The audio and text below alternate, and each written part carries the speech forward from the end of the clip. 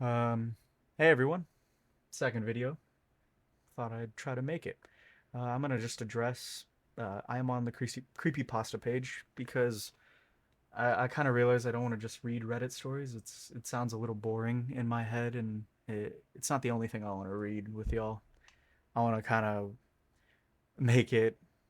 I don't know. I'm kind of awkward right now because it's the start of the recording, but I want to make this more comfortable for everyone and just kind of a little better of a community as I start reposting and posting more videos and reading other stories because I want to start reading other stories.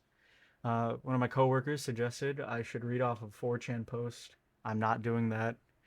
It might be in a later video, it might be something coming up, or it just might not happen. But I want to just read random stuff. I want to read off of creepypasta. I want to read off of Reddit. I want to read off of Twitter, maybe even find some stories on there. I've heard there's some weird posts. Maybe even cover some news randomly here and there.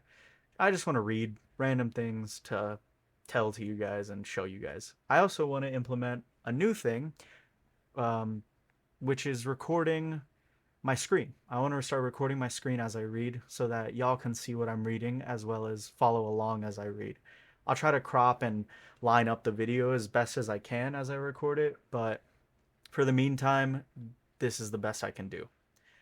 But today, I'm going to read some creepypasta and I'm just going to scroll through and find some things to read, and I'll probably cut the video here and there, just letting y'all know so y'all aren't confused if there's like a random skip and there's a time leap in the video. So, without further ado, let's get some reading started. We got some Black Balloons, Toothless Joe, 5 Reasons Angel Number Freaking You Out. I looked through some of these the other day. I just wanted to read some horror stories because I saw on another person's video I like to watch that they did read some creepypasta and they were pretty funny, but also like they were kind of alarming to look at sometimes. So we'll try to just read the top one that I see, our highest number, which is 5 Angel Numbers with the dark messages. Um, we'll try reading this, see how it goes, and see how it works out.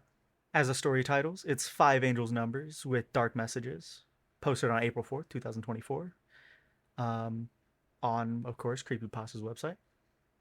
If you want to go check out these stories for yourself, I suggest going to do that. Or you could even download their app. I think they have one, maybe not, but they also have a YouTube channel, and I think some of their own readers actually do read these for them. So here we go. This one might be a little long, or it might be short. Number one, Angel Number 404. Potential obstacles are ahead. How many times have you encountered the error 404 while browsing through your internet? Yes, most of the time. It's a simple technical issue, but sometimes it might carry a darker meaning and indicate serious blockages in your life path. That's 404 is a protocol. That is but believe what you want, but that is literally a protocol number for like just not connecting to the server, right? Or connecting to what website you're trying to go to. It's But let's see how they explain it.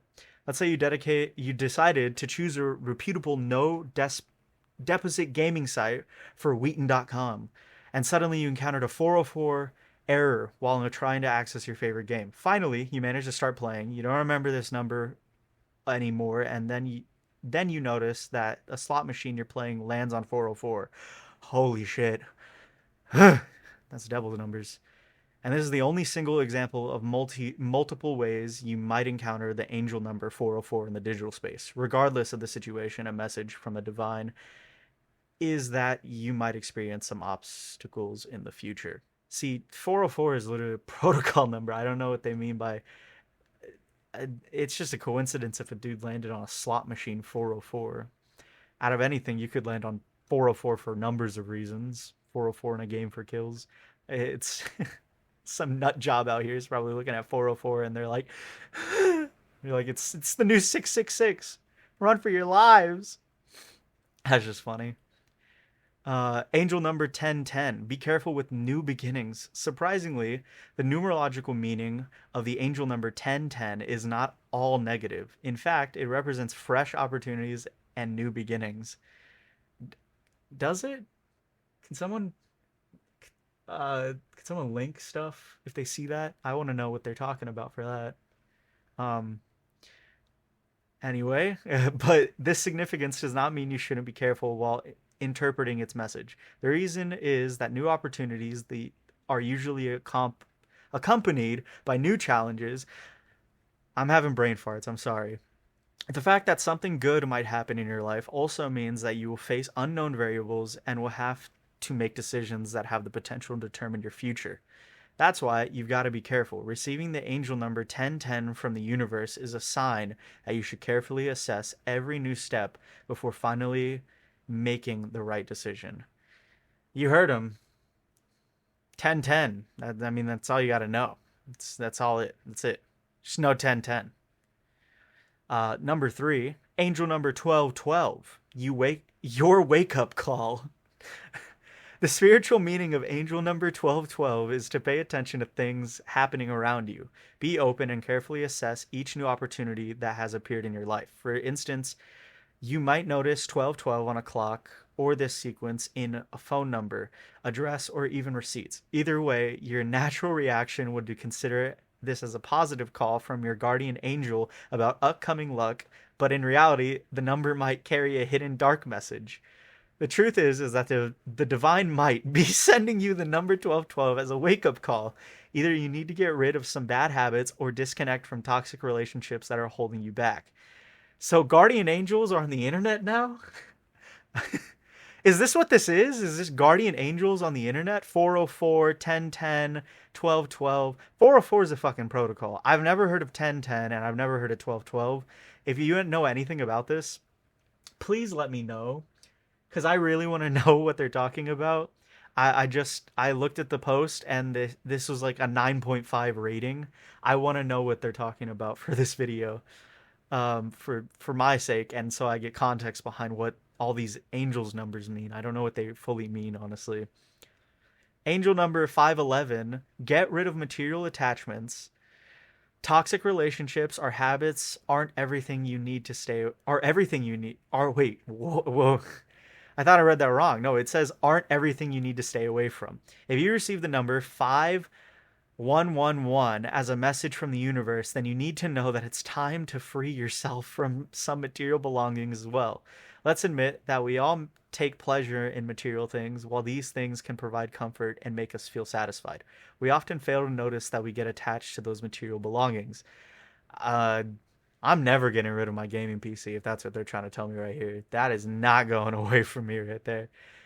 You're trying to get rid of my knife? Go away. You're trying to get rid of something I love? Get out of here. If this sounds like you, then that's the reason you're seeing the angel number 511.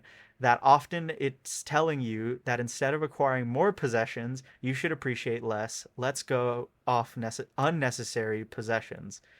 Yeah, no.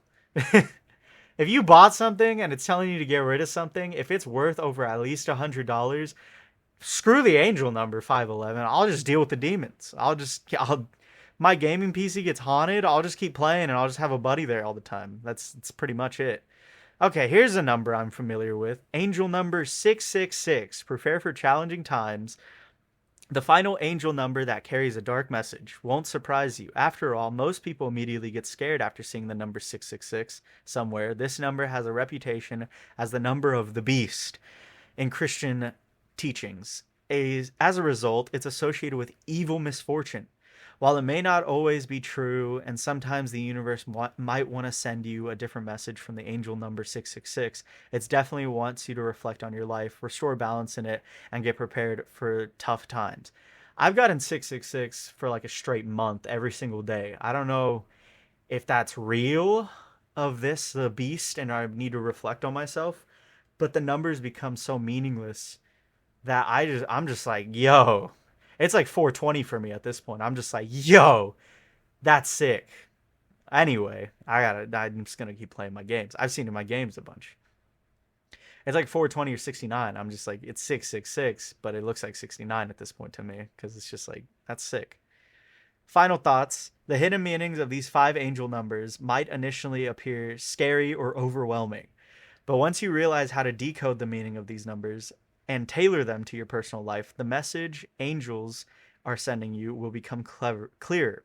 Even though most of the messages they signify are somewhat dark, the essence of angel numbers is to guide your life. And this, in turn, means that you can use each of these angel numbers as a means for your personal growth.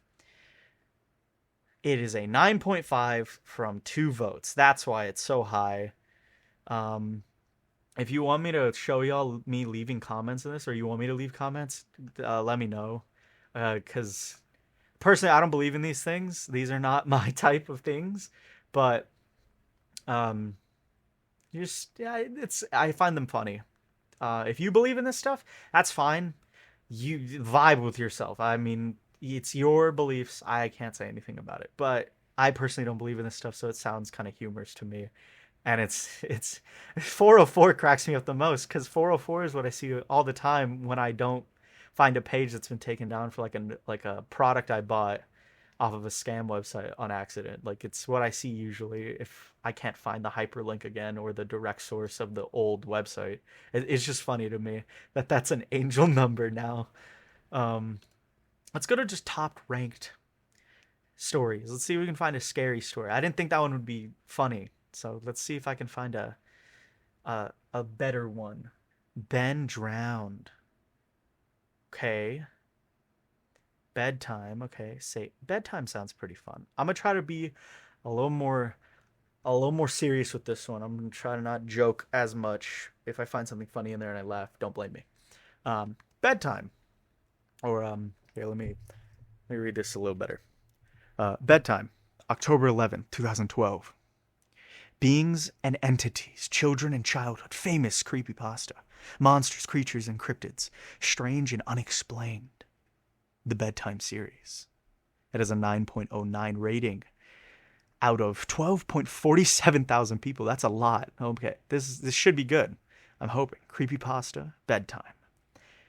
This one's a long one, so I'm going to try to read the best I can through it. I might have to cut out parts or might have to continue this somewhere else. I might read halfway through.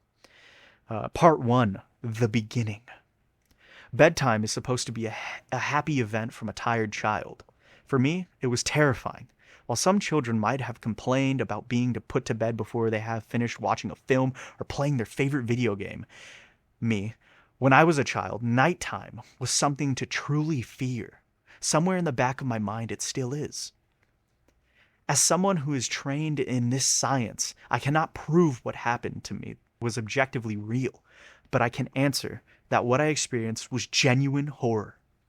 A fear which in my life, I'm glad to say, has never been equaled. I will relate it to you all now as best as I can.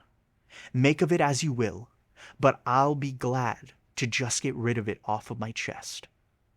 I can't remember exactly when it started, but my apprehension towards falling asleep seemed to correspond with my being moved into a room of my own. I was 8 years old, and the time until then I had shared a room quite happily with my older brother.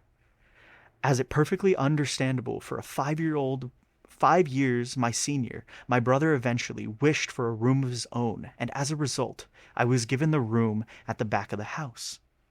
It was a small, narrow, yet oddly elegant room, large enough for a bed and a couple of chests of drawers, but not much else. I couldn't really complain because even at my age, I understood that we did not have a large house, and I had no real cause to be disappointed. As my family was both loving and caring, it was a happy childhood during that day. A solitary window looked out of the back of the garden. Nothing out of the ordinary, but even during the day, with the light which would creep into my room, seemed almost hesitant.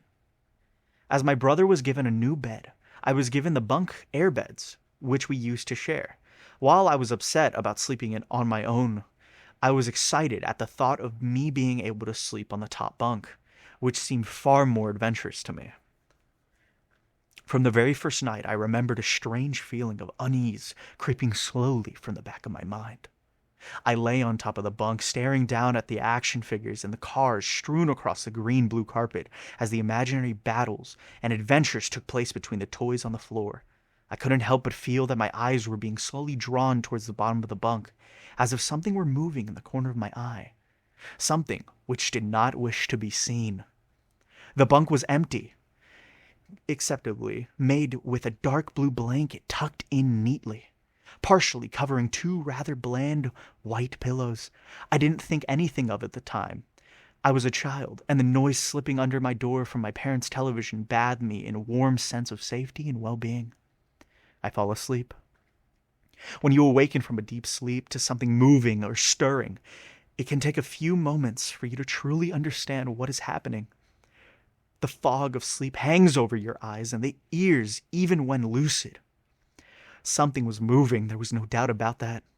At first, I wasn't sure what it was. Everything was dark, almost pitch black, but there was enough light creeping in the front of the outside of the outline, that narrowly suffocating room. Two thoughts appeared in my mind almost simultaneously. The first was that my parents were in bed because of the rest of the house, lay both in darkness and silence. The second thought turned to the noise, a noise which had obviously woken me. As the last cobwebs of sleep withered from my mind, the noise took a more familiar form. Sometimes the simplest sound can be the most unnerving, and cold wind whistling through a tree, outside a neighbor's footsteps, uncomfortably close, or in this case, a simple sound of a bedsheet rustling in the dark. That was it, bedsheets rustling in the dark, as if some disturbed sleeper was attempting to get all too comfortable in the bottom bunk. I lay there in disbelief, thinking that the noise was either my imagination or perhaps just my pet cat finding somewhere comfortable to spend the night. It was Pebbles. Probably not Pebbles. It was then that I noticed my door, shut as it had been. Perhaps my mom had checked in on me, and the cat had sneaked into my room then. Yes, that must have been it, of course. I turned to the face of the wall, closing my eyes in the vain hope that I could fall back asleep as I moved.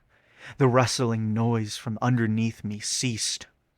I thought that I must have disturbed my cat, but quickly I realized that the visitor in the bottom bunk was much less mundane than my pet trying to sleep, and much more sinister.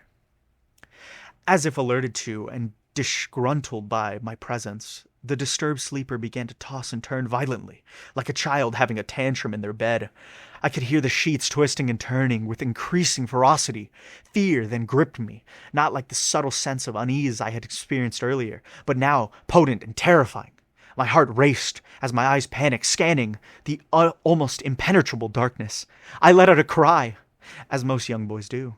I instinctively shouted.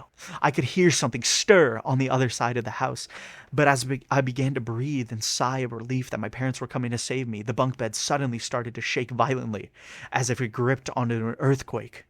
Scraping against the wall, I could hear the sheets below me thrashing around as if tormented by malice. I did not want to jump down to the safety, as I feared the thing in the bottom bunk would reach out and grab me, pulling me into the darkness, so I stayed there, white knuckles clenching my own blanket like a shroud of protection. The wait seemed like an eternity. The door finally and thankfully bursted open. I lay, bathed in light, while the bottom bunk, the resting place of an unwanted visitor, lay empty and peaceful. I cried and my mother consoled me, and tears of fear, followed by relief, streamed down my face. Yet, through all of the horror and relief, I did not tell her why I was so upset. I cannot explain it, but I was as though whatever had been in the bottom bunk return if I even so much spoke of it, or uttered a single syllable of its existence. Whether that was the truth, I do not know, but as a child I felt as if the unease and menace remained close, listening. My mother lay in the empty bunk, promising to stay there until morning. Eventually my anxiety diminished, tiredness pushed me back towards sleep, and I remained restless, waking several times momently to the sound of the rustling bedsheets. I remember the next day wanting to go anywhere, be anywhere, but in that narrow, suffocating room, it was a Saturday, and I played outside, quite happily with my friends. Although our house was not large, we were lucky to have a long, sloping garden in the back. We played there often, as much as if it were overgrown and we could hide in the bushes, climb in the huge sycamore tree, which towered above all else, and easily image ourselves in the throes of a grand adventure in some untamed exotic land. As fun as it all was, occasionally my eye would turn to that small window, ordinary, slight, and innocence.